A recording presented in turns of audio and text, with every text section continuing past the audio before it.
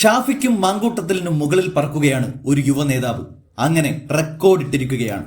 അതും ആരും പോകാത്ത വഴിയിൽ ഒറ്റയ്ക്ക് വഴിവെട്ടി പിടിച്ചുകൊണ്ട് റെക്കോർഡ് തീർത്തിരിക്കുന്നത് മറ്റാരുമല്ല, ചാണ്ടി ഉമ്മനാണ്.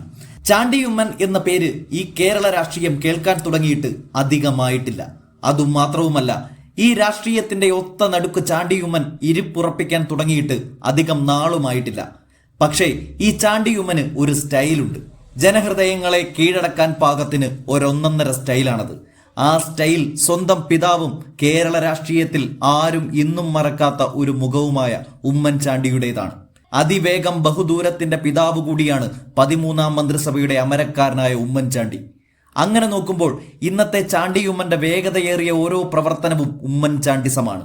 ഇന്നിപ്പോൾ ചാണ്ടിയുമ്മനെ കോൺഗ്രസ് പാർട്ടി നിലമ്പൂരിലേക്ക് എത്തിച്ച് പ്രചാരകനായി മാറ്റുമ്പോൾ മറ്റെല്ലാ നേതാക്കന്മാരിൽ നിന്നും വ്യത്യസ്തനായിട്ടാണ് ചാണ്ടി തന്റെ പ്രചാരണ പരിപാടികൾ തുടങ്ങിയതും ഇപ്പോൾ മുന്നോട്ട് കൊണ്ടുപോകുന്നതും. ഇപ്പോഴിതാ നിലമ്പൂരിലെ ഉപതെരഞ്ഞെടുപ്പ് പ്രചാരണങ്ങളിൽ ഒറ്റയ്ക്ക് 1200 വീടുകൾ കയറി പ്രചാരണത്തിൽ റെക്കോർഡിട്ടിരിക്കുകയാണ് ചാണ്ടിയുമ്മൻ.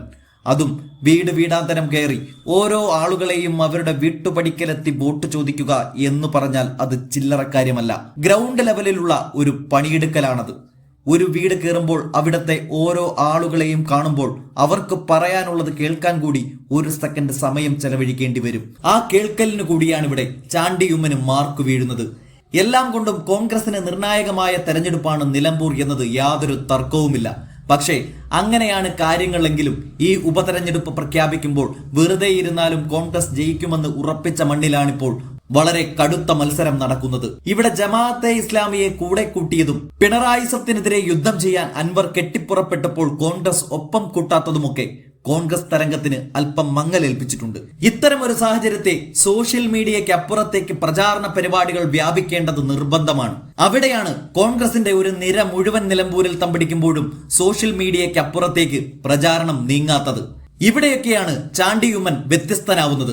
അതുകൊണ്ടുകൂടിയാണ് പരസ്യ പ്രചാരണത്തിന് തുടക്കമിട്ട് ആഴ്ച 1 തികയുന്നതിന് മുൻപേ 1200 വീടുകൾ ഒറ്റയടിക്ക് കയറി ഓരോരുത്തരെയും കണ്ട് ആര്യാടൻ ഷൗക്കത്തിന് ചാണ്ടിയുമ്മൻ വോട്ടുറപ്പിച്ചത്.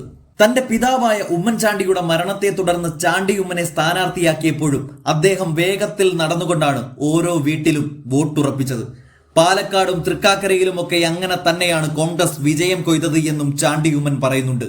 ഷാഫി പറമ്പിലും മാങ്കൂട്ടവുമൊക്കെ കളം നിറഞ്ഞാടുന്നുണ്ട്. എങ്കിലും ഇത്തരമൊരു ഒറ്റയാനായി റെക്കോർഡിടാൻ അവർക്കാർക്കും കഴിഞ്ഞില്ല.